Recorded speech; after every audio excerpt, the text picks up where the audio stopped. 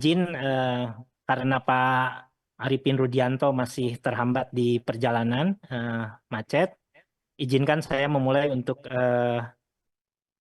acara hari ini dengan menyampaikan sedikit pengantar untuk DES ini.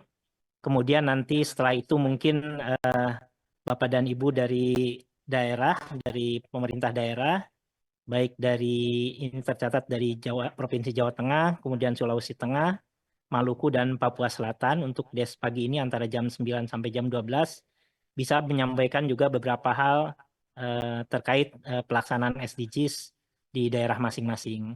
Nah, selanjutnya kita akan melakukan diskusi mengenai beberapa hal yang mungkin menjadi pembelajaran dari pusat maupun pembelajaran dari masing-masing daerah dan juga saling bertukar pikiran untuk perkembangan terutama percepatan pelaksanaan SDGs di Indonesia pada kurun 5 tahun terakhir. Baiklah, izinkan saya menyampaikan dulu paparan yang seyogyanya disampaikan Pak Rudi, tapi Pak Rudi masih dalam perjalanan. Bapak dan Ibu sekalian, di sini sudah hadir mungkin dari Jawa Tengah, dari Sulawesi Tengah, Maluku, kemudian dari Papua Barat, apakah juga sudah hadir ya?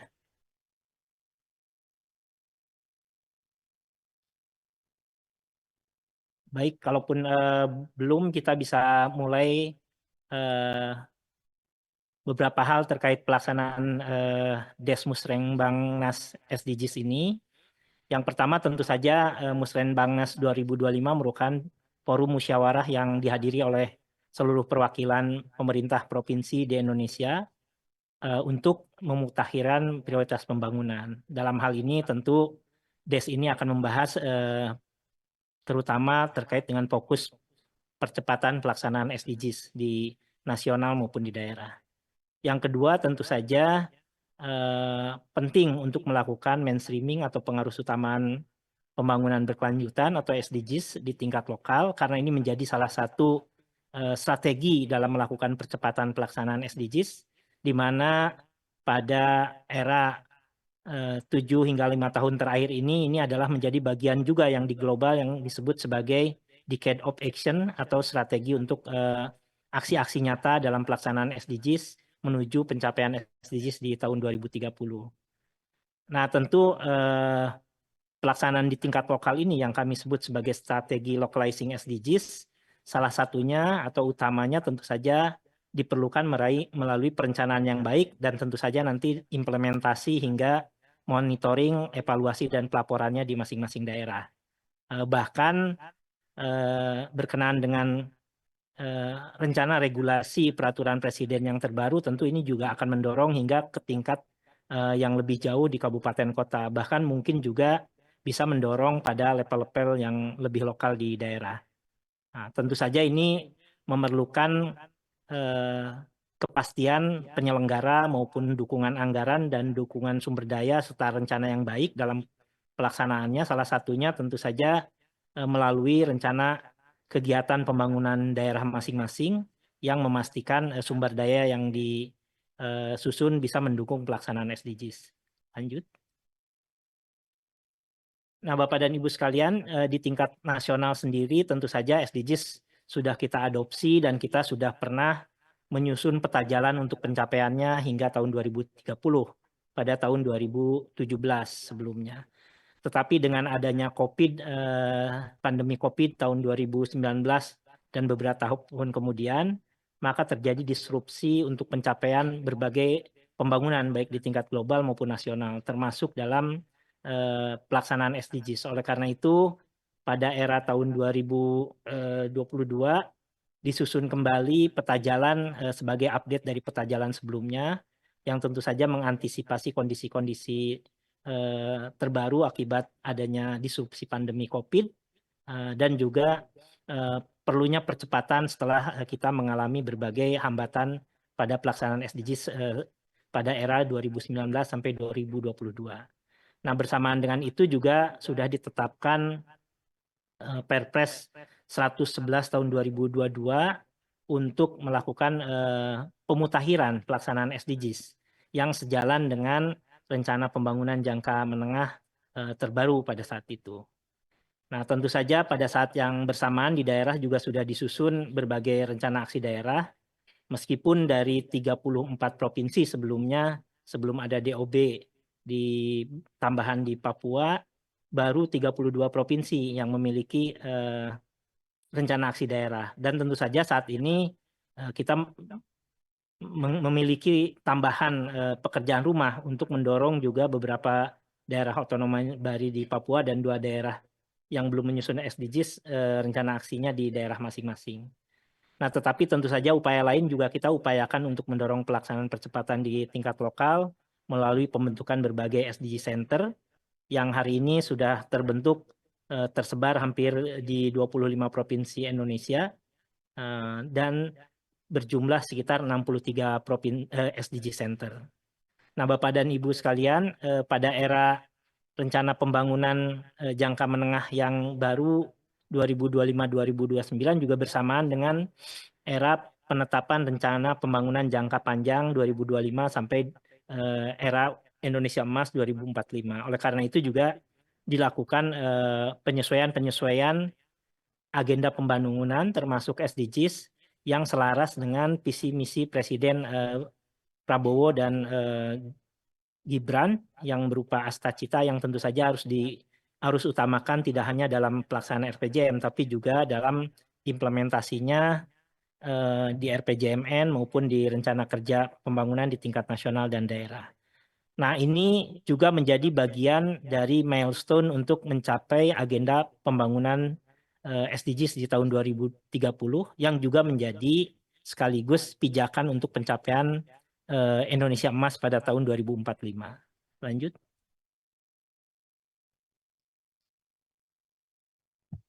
Next slide, Mbak Fitri. Nah, saya kira beberapa hal kami informasikan kembali sebagai pengingat kita bersama bahwa pada saat setelah terbitnya RPJMN baru dan RPJMN baru, beberapa hal juga dilakukan pemutahiran dalam pelaksanaan SDGs. Jadi kalau sebelumnya kita sudah memiliki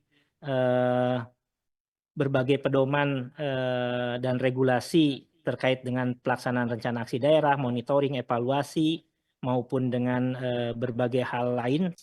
Pada tahun 2022 juga setelah ada Perpres terbaru 111/2022, kita juga melakukan pemutahiran peta jalan Indonesia dan pada saat yang sama juga diterbitkan beberapa pedoman teknis yang nanti kita sampaikan pada acara diskusi, termasuk juga pemutahiran dalam penyusunan rencana aksi daerah dan juga mendorong daerah untuk melakukan pelaporan ke tingkat global melalui Voluntary National Review yang saat ini juga sudah memiliki pedoman teknis untuk diadopsi Bapak dan Ibu di tingkat daerah. Nah, sampai 2024 memang kita lihat capaian SDGs kita masih belum ideal, tetapi dibandingkan dengan capaian SDGs di tingkat global maupun di berbagai negara di Asia Pasifik, relatif pencapaian Indonesia masih lebih baik, tetapi memerlukan juga percepatan dalam pelaksanaannya. Lanjut. Nah, kalau kita lihat ini gambaran cepat yang sering kami sampaikan bahwa di tingkat global sampai tahun 2023-2024 masih baru tercapai rata-rata 17% target yang on track di tingkat global.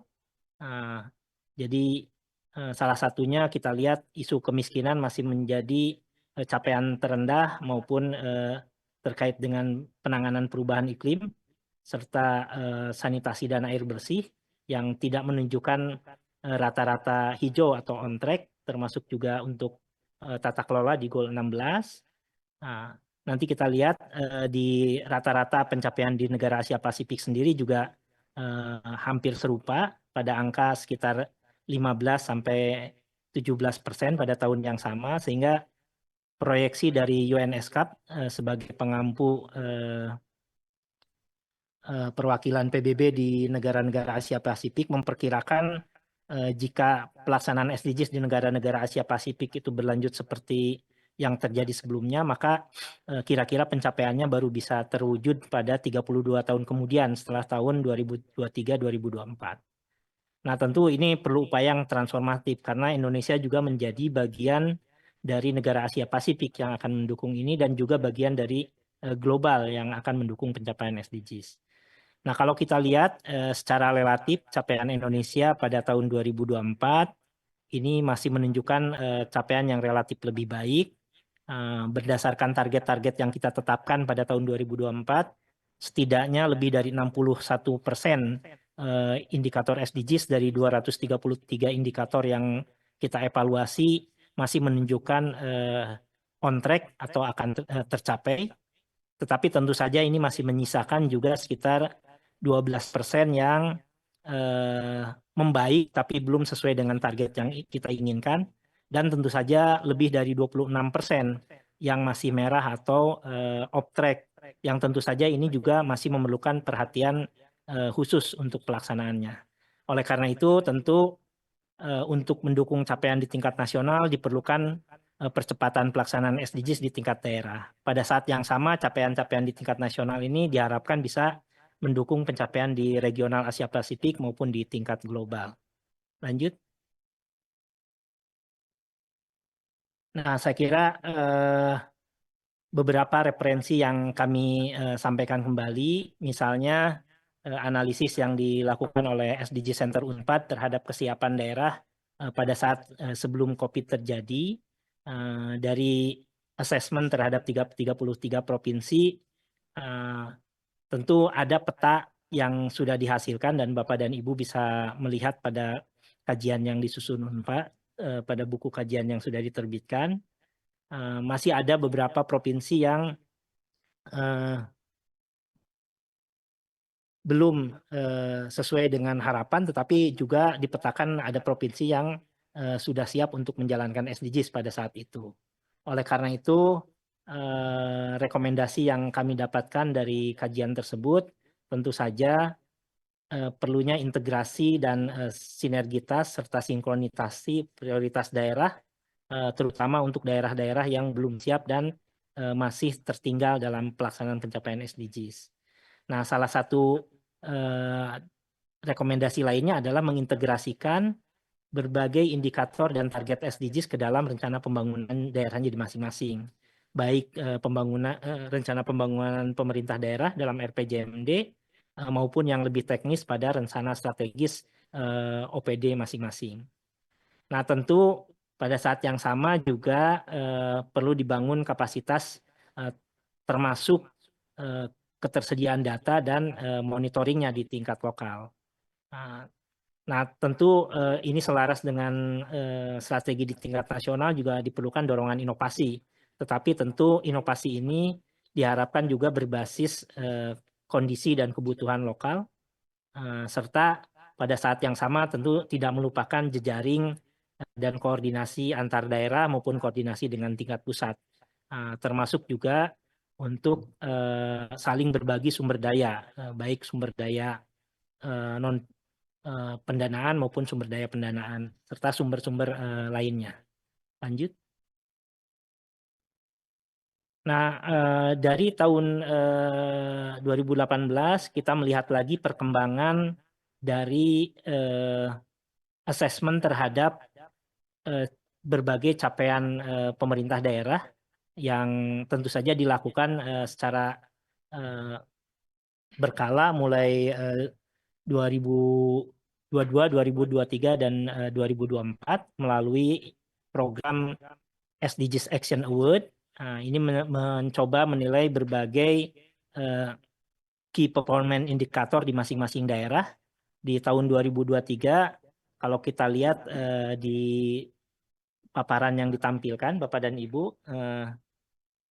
dan Ibu bisa melihat assessment kita di tahun 2023 menunjukkan dari rata-rata Indonesia yang memiliki skor sekitar 68, maka ada beberapa daerah yang secara agregat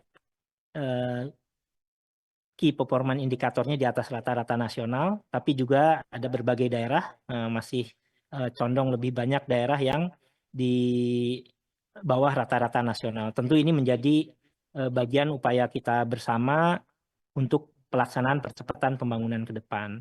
termasuk juga mungkin setelah adanya DOB di Papua juga penilaian ini atau asesmen ini bisa dilanjutkan sehingga melihat kondisi saudara-saudara kita di daerah otonomi baru untuk percepatan pembangunannya.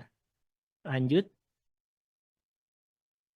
Nah, tentu sebenarnya ada berbagai strategi percepatan pelaksanaan SDGs di tingkat nasional, baik di penguatan regulasi, kemudian inovasi pendanaan, kemudian juga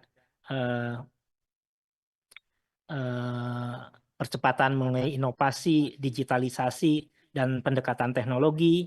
Tetapi satu lagi yang penting adalah strategi mengenai pelokalan SDGs di daerah, karena kita sadar betul bahwa ujung tombak pelaksanaan SDGs pada akhirnya berada di tingkat lokal. Nah, Bapak dan Ibu, salah satunya adalah kita mendorong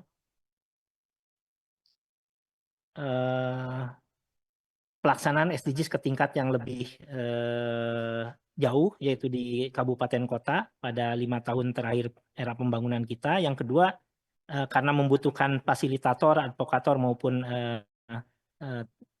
stakeholder berbagi atau sharing berbagi knowledge dengan Bapak dan Ibu di daerah, kami mendorong juga pembentukan SDG Center di berbagai perguruan tinggi untuk bisa bersama-sama mendampingi teman-teman pemerintah daerah dalam berbagai perencanaan, pelaksanaan hingga monitoring dan evaluasi pembangunan.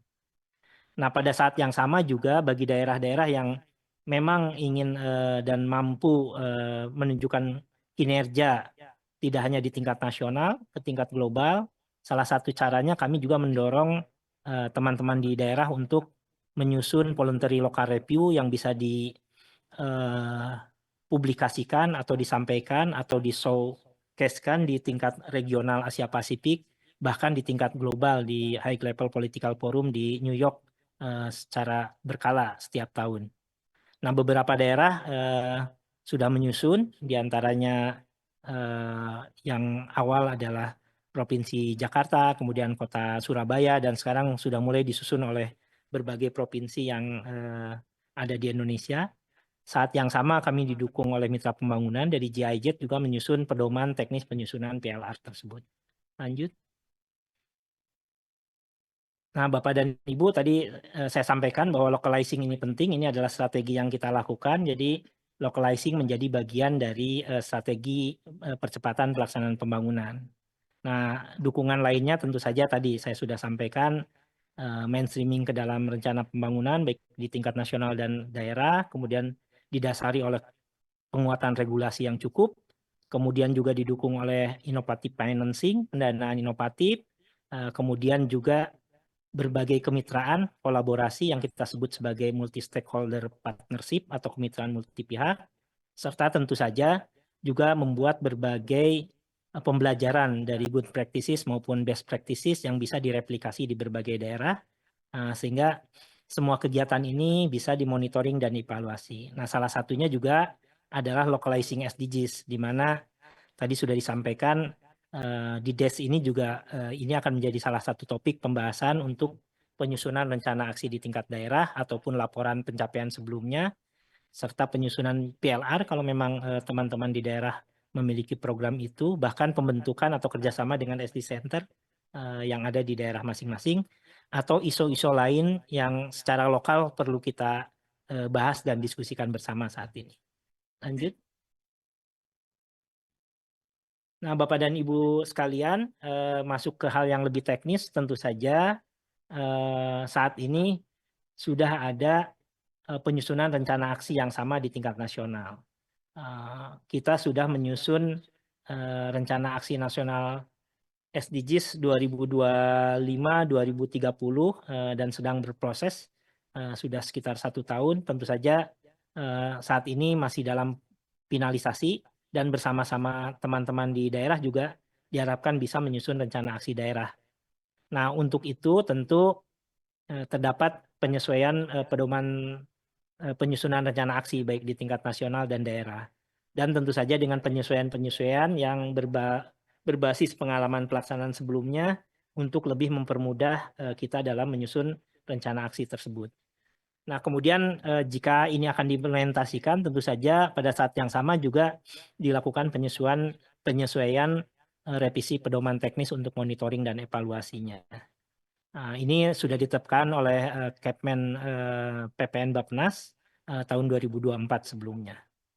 Nah, beberapa hal yang direvisi dan penting adalah bagian-bagian terkait dengan yang sebelumnya monitoring dan evaluasi dilakukan semesteran, maka saat ini setidaknya cukup 1 kali setahun dalam bentuk evaluasi tahunan.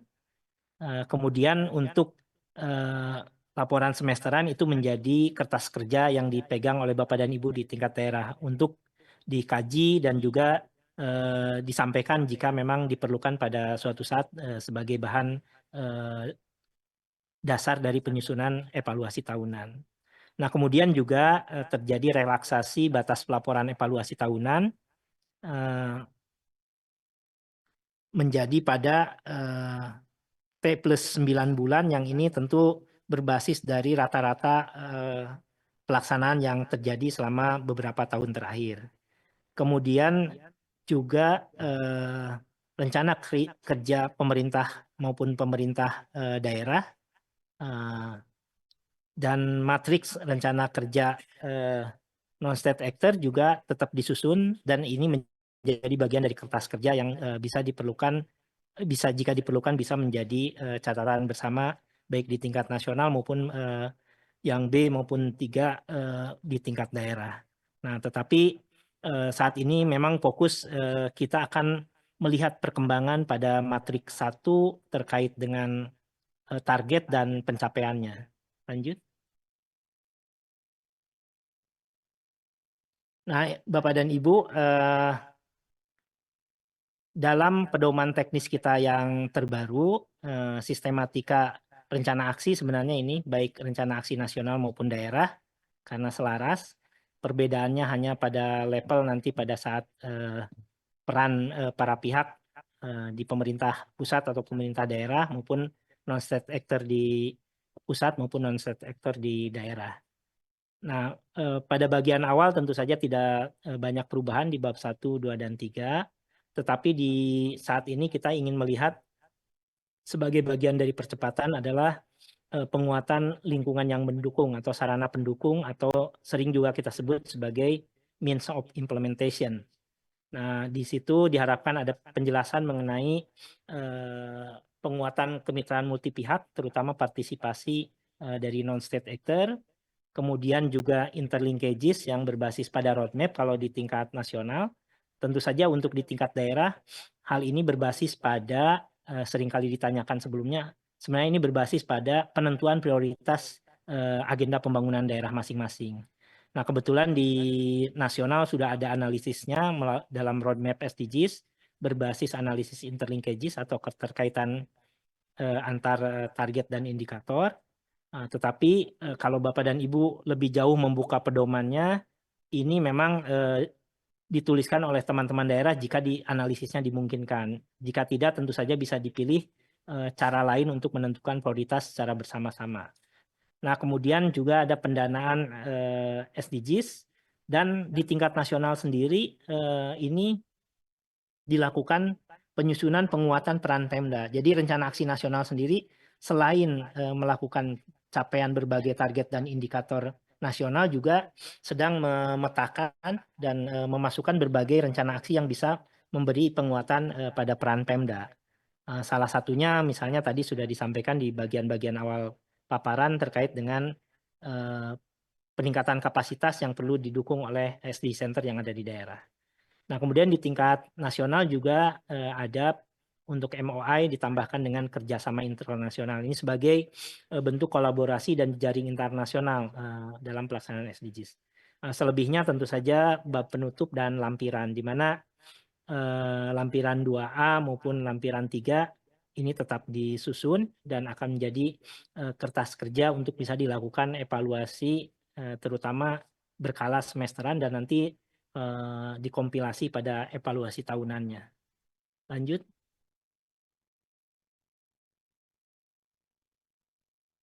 Nah, Bapak dan Ibu sekalian,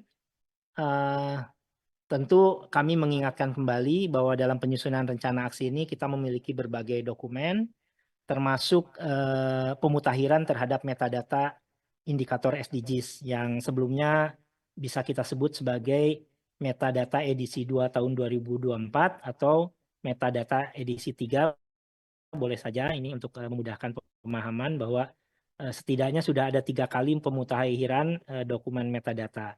Nah, yang berbeda memang untuk metadata edisi terakhir ini telah ditetapkan dengan keputusan Menteri PPN Bappenas sehingga bisa dirujuk secara lebih kuat kerangka regulasinya, termasuk oleh teman-teman kementerian lembaga di pusat, termasuk juga Kementerian Dalam Negeri yang menjadi pengampu Bapak dan Ibu di daerah, sehingga bisa diintegrasikan dalam rencana aksi pembangunan daerah masing-masing.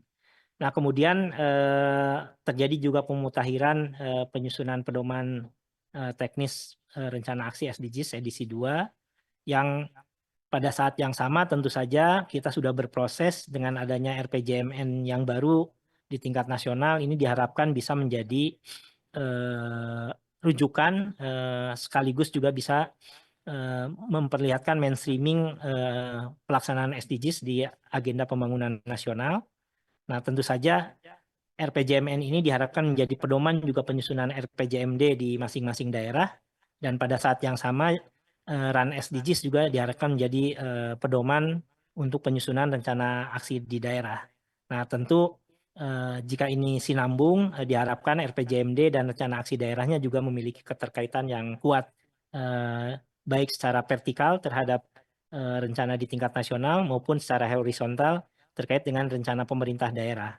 Yang membedakan memang rencana aksi ini tidak hanya memuat aksi-aksi yang akan dilakukan pemerintah daerah, tapi juga mengakomodasi komitmen teman-teman non-pemerintah yang juga mendukung pelaksanaan SDGs. Karena kita sadari bahwa pelaksanaan SDGs ini tentu saja juga tidak hanya bisa dilakukan oleh pemerintah sendiri, tapi juga perlu dukungan peran para pihak, termasuk dari non-state actor atau institusi di luar pemerintahan. Nah, sebenarnya Bapak dan Ibu, kita juga punya referensi roadmap SDGs yang bisa diacu terutama untuk menentukan target-target yang akan kita capai sampai tahun 2030. Karena kalau menyangkut dengan RPJMN, apalagi yang sebelumnya memang baru sampai 2029, ada 1 tahun tambahan yang di RPJMN belum dimunculkan tapi sudah ada dalam roadmap. Tetapi pada prinsipnya tentu saja karena sudah melalui berbagai proses, kami berharap rujukan utamanya jika indikator itu memang sama persis dengan indikator dalam RPJMN, maka RPJMN menjadi rujukan utama. Jika terdapat kekosongan indikator, baru kita bisa merujuk pada rujukan lainnya pada roadmap SDGs. Lanjut. Next slide. Baik, Bapak dan Ibu, saya kira mengikatkan kembali bahwa dengan adanya Perpres 111, bahkan nanti Perpres terbaru, diharapkan penguatan provinsi sebagai pelaksana SDGs melalui Bapak dan Ibu Gubernur sebagai wakil pemerintah pusat di daerah bisa mendorong kabupaten kota melalui Bapak dan Ibu Bupati dan Wali Kota di wilayah masing-masing untuk menyusun rencana aksi daerah secara lebih masif.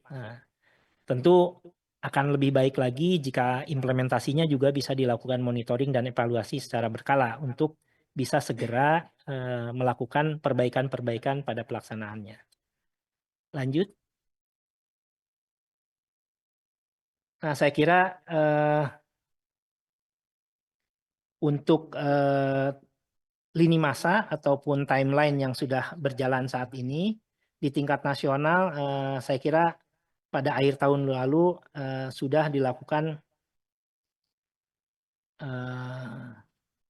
proses penyusunan rencana aksi nasional melalui soft launching di akhir tahun 2023 ini ya, 2023. Ada juga terkait dengan ketetapan Menteri PPN Bappenas terkait dengan proses dan mekanisme pelaksanaan SDGs. Nah, tentu saja di tingkat daerah diharapkan diikuti oleh Bapak dan Ibu di tingkat daerah melalui penetapan rencana aksi daerah yang tentu saja bisa ditetapkan oleh Bapak dan Ibu Gubernur atau pimpinan daerah di provinsi masing-masing. Dan bahkan lebih jauh kami harapkan juga bisa diacu di tingkat kabupaten kota. Kalau memang masing-masing kabupaten kota berkeinginan untuk menyusun secara lengkap rencana aksi tersebut. Tetapi tentu saja rencana aksi ataupun kertas kerja berbagai rencana dan target kabupaten kota harus tetap menjadi bagian dari rencana aksi di tingkat provinsi. Nah, saya kira ini juga sudah disampaikan, beberapa teman-teman di daerah sudah menyampaikan perkembangan rencana aksi daerahnya, dan nanti di 4 provinsi hari ini saya kira akan kita diskusikan. Di tingkat nasional kami sampaikan juga sudah ada draft 0 terkait rencana aksi nasional, tapi masih memerlukan proses untuk berbagai penyesuaian dan kesepakatan dengan para pihak. Lanjut. Nah, Bapak dan Ibu sekalian, selain melalui rencana pengaruh utamaan rencana pembangunan daerah, tentu di sisi hulu juga diharapkan berbagai indikator SDGs ini menjadi bagian dari dasar kajian penyusunan RPJMD sebelumnya, yaitu melalui kajian lingkungan hidup strategis RPJMD, di mana mengacu pada berbagai indikator SDGs yang telah disediakan. Nah, jika sebelumnya memang metadata SDGs masih berbasis dari penetapan dokumen, maka saat ini sudah ada keputusan Menteri Bappenas terkait metadata yang terbaru, dan mudah-mudahan ini bisa dirujuk oleh teman-teman di Kementerian Dalam Negeri dan pemerintah daerah. Nah, saat ini kami juga membantu memetakan secara digital Kepmendagri 900 tahun 2023 terkait klasifikasi, kodifikasi, dan nomenklatur perencanaan pembangunan daerah dengan melakukan tagging berbagai indikator SDGs terhadap kegiatan dan subkegiatan yang ada dalam Kepmendagri tersebut. Diharapkan ini bisa membantu mempercepat teman-teman di daerah dalam memetakan berbagai kegiatan dan subkegiatan yang selaras dengan rencana aksi di TPB atau SDGs di daerahnya masing-masing. Lanjut. Nah, Bapak dan Ibu sekalian, berdasarkan Kepmen PPN Bappenas tahun 2024, saat ini metadata kita memiliki pembaharuan sampai akhir tahun lalu itu terdapat 299 indikator yang tadinya ada dari 318 ya pada metadata indikator sebelumnya. Nah, ini tentu penyesuaiannya terutama pada upaya untuk menyesuaikan dengan kondisi dan capaian global, dan yang kedua yang terpenting adalah dengan ketersediaan dan simultan ketersediaan data terhadap indikator tersebut. Next slide. Nah, Bapak dan Ibu sekalian, dari 299 indikator ini memang dari pembahasan metadata di tingkat nasional ternyata belum seluruhnya bisa terdisagregasi ke tingkat provinsi maupun kabupaten kota. Nah, setidaknya sudah ada 124 indikator yang bisa terdisagregasi di tingkat provinsi dan 42 indikator yang terdisagregasi ke kabupaten kota. Nah, oleh karena itu tentu saja ini diharapkan minimum requirement yang dimiliki oleh daerah untuk menyusun rencana pembangunan di daerahnya dan evaluasi start monitoringnya. Nah, apalagi kami bersyukur jika teman-teman daerah bisa memprovide atau menyediakan pengukuran data yang sesuai dengan tingkat nasional pada level disagregasi daerah yang bisa menambahkan disagregasi tersebut dari yang 124 dan 42 ini. Nah, tentu ini perlu upaya penyediaan data tidak hanya di pemerintah daerah, tetapi juga tentu upaya teman-teman di dinas dan OPD terkait yang menyesuaikan berbagai indikator kegiatannya untuk selaras dengan indikator-indikator SDGs yang ada di nasional dan di daerah. Lanjut. Nah, Bapak dan Ibu, sama seperti penyusunan sebelumnya, memang lampiran dari rencana aksi daerah ini masih menyangkut matriks satu terkait rencana target indikator SDGs tahunannya selama 5 tahun. Dan mungkin di tingkat nasional sekarang kita mulai extend sampai 2030 ya, tidak hanya sampai 2029 ini, mengingat masih ada 1 tahun tersisa pelaksanaan SDGs setelah RPJMN 2025-2029 berakhir. Nah, tentu untuk di tingkat daerah, matrik aksi yang mendukung saat ini setidaknya cukup menggunakan 2 matrik ya. Jadi matrik dari pemerintah yang kita sebut sebagai matrik 2B dan matrik non pemerintah atau matrik 3. Jika di nasional ada matrik 4 untuk pelaku usaha, maka di tingkat daerah saya kira ini sudah disepakati untuk mempermudah masih digabung dalam matrik 3. Lanjut Bapak dan Ibu.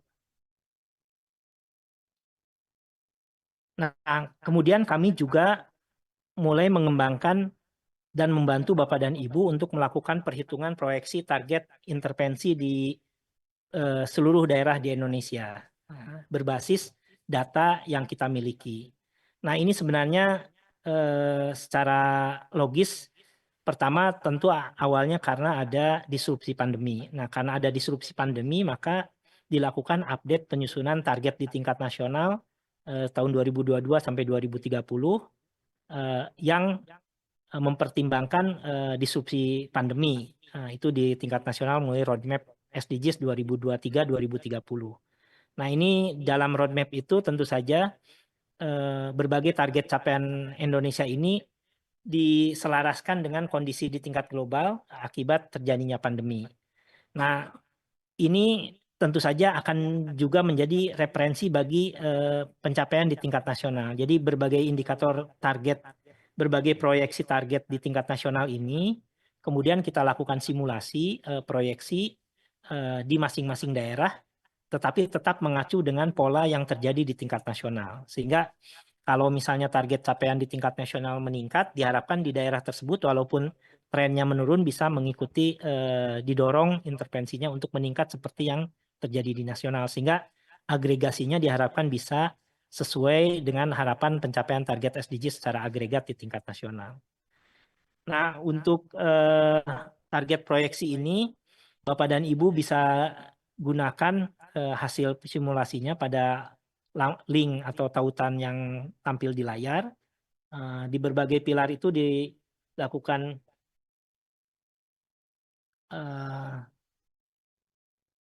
proyeksi Bapak dan Ibu. Jadi dari berbagai proyeksi itu tentu saja tidak semua indikator yang ada dalam metadata, karena ini masih memerlukan basis data ke belakang yang bisa diproyeksikan untuk masing-masing daerah. Selamat datang Pak Rudi, apa bisa saya lanjutkan dulu Pak? Mohon izin Mbak.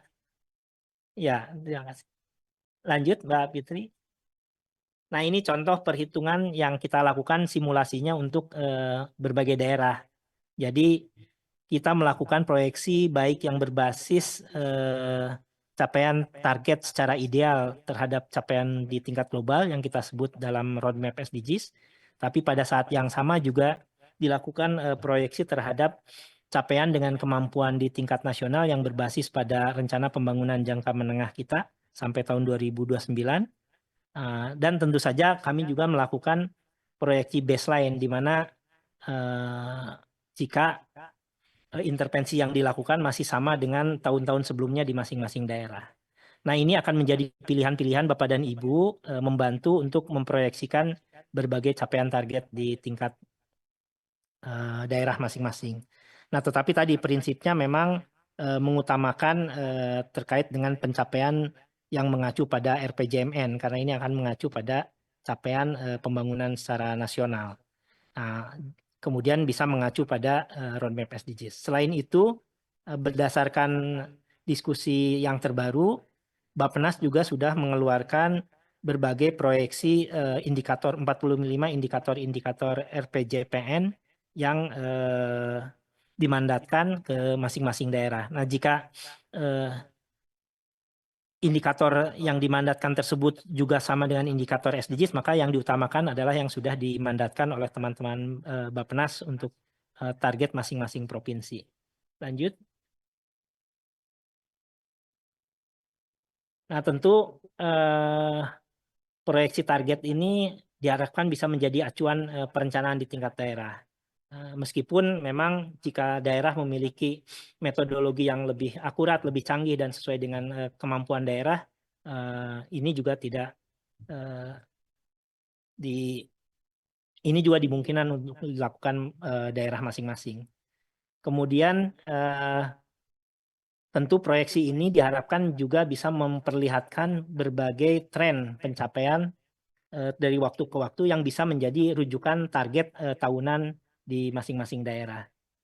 Sehingga ini bisa diintegrasikan ke dalam dokumen perencanaan di masing-masing daerah, tidak hanya di rencana aksi daerah, tapi juga dalam rencana pembangunan jangka menengah, bahkan rencana kegiatan tahunannya.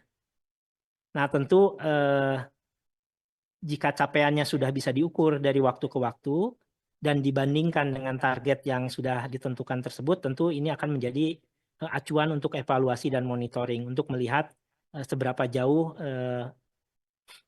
tren pencapaian masing-masing daerah, sehingga bisa dilakukan evaluasi seperti yang tadi disampaikan di bagian depan, indikator mana yang off track merah, kemudian juga yang meningkat warna kuning, ataupun yang off track yang on track yang warna hijau dibandingkan dengan target yang ada di kajian ini. Lanjut.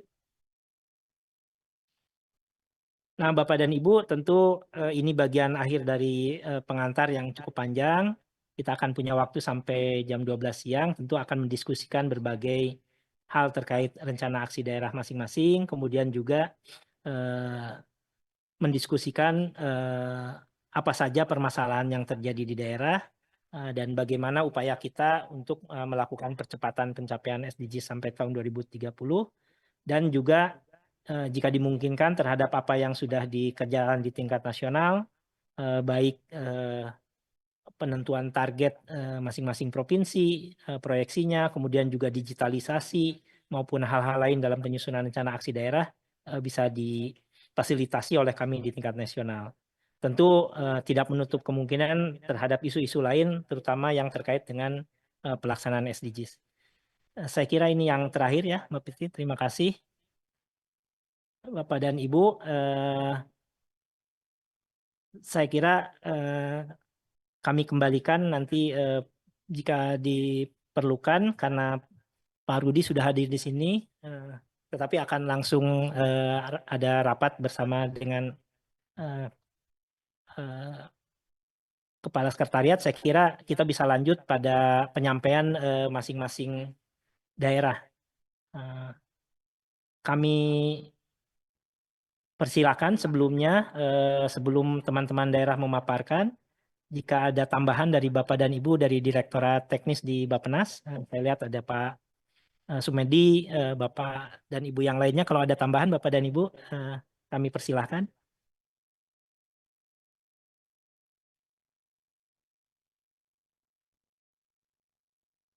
Jika belum ada, mungkin kami tanyakan apakah teman-teman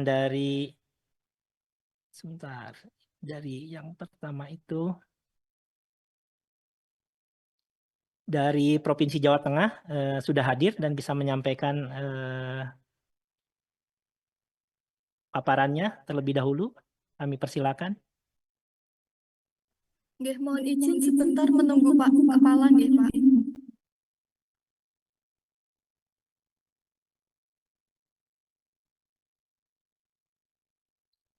Baik, kira-kira berapa menit lagi ya Bu dari Jateng?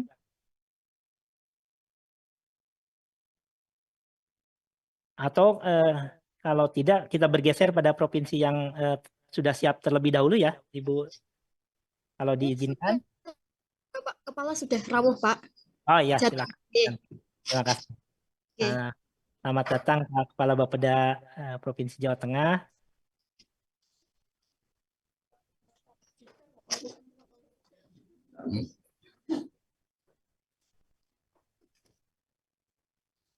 Mewakili Pak Kepala, Pak. Ya, silakan Pak. Oke. Assalamualaikum warahmatullahi wabarakatuh. Selamat pagi menjelang siang. Salam sejahtera untuk kita semua. Mohon izin Pak Setnas mewakili Pak Kepala memperkenalkan diri. Saya Johan Yedianto, Kepala Bidang Pemerintahan